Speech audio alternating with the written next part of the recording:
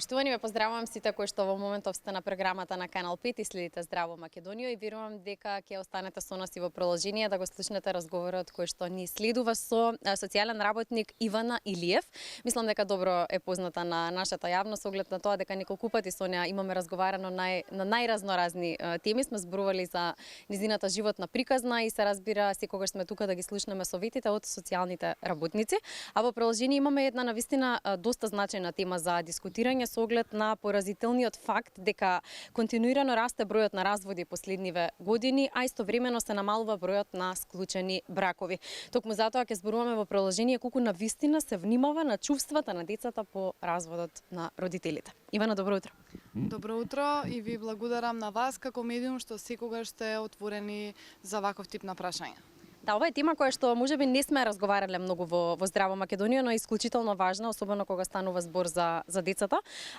Токму затоа и ми е првото прашање, колку навистина се мисли на децата по разводот? Па вака, генерално, кога станува збор за развод на брак, е многу тешко како и за сопружниците, меѓутоа најголем проблем е за децата, особено ако тие деца се малолетни.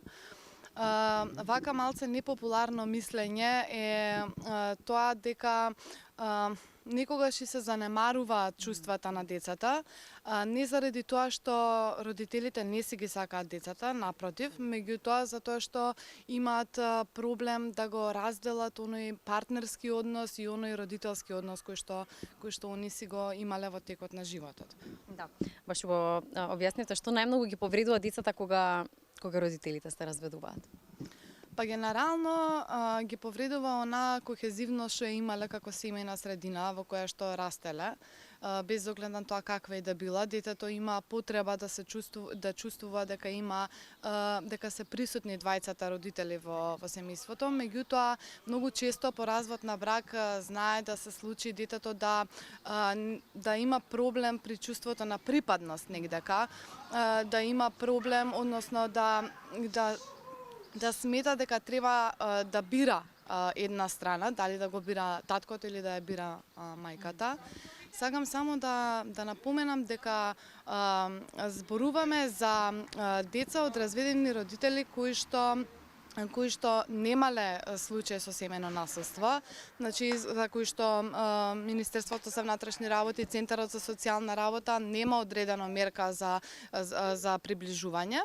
Значи тука разговараме за оние деца кои што се од разведен брак, кои што едноставно сопружниците решиле да го раскинат заради најразноразни причини. Да. Можеме ли да објасниме каде најчесто родителите грешат иако мислат дека прават нешто добро за децата? Па од моево досегашно искуство, мислам дека најголемата грешка е тоа што многу често не се трудат, односно многу често не ги почитуваат оние мерки за видување на другиот родител. Има најразноразни причини, значи никогаш не ги пуштаат ради тоа што се лути на партнерот, никогаш не ги пуштаат заради тоа што сметаат дека другиот партнер не се грижи добро за нив. Ми се чини дека неодржувањето на квалитетна релација со другиот партнер е многу голема грешка што ја прават родителите. Да. И сега прашање на кое што може имате најдолг одговор, со оглед на тоа дека сте социјален работник, е дали социјалните служби и системот доволно ги штитат децата во овие ситуации? Генерално треба и најбитен е интересот на децата. Значи, пред да се случи развод на брак, има фаза на помирување, особено кога станува збор за малолетни деца во бракот, има една фаза на помирување која што ја спроведува Центарот за социјална работа.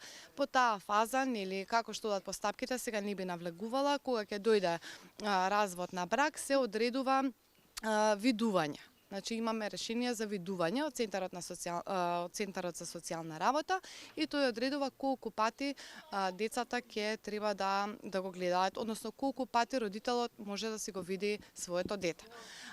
Сега она што е многу значајно е тоа дека родителите треба да се свесни дека вработените од центрите за социјална работа имаат многу луѓе со кои што работат. Она што им се случува секојдневно во животите, тие стручни лица не може да го знаат.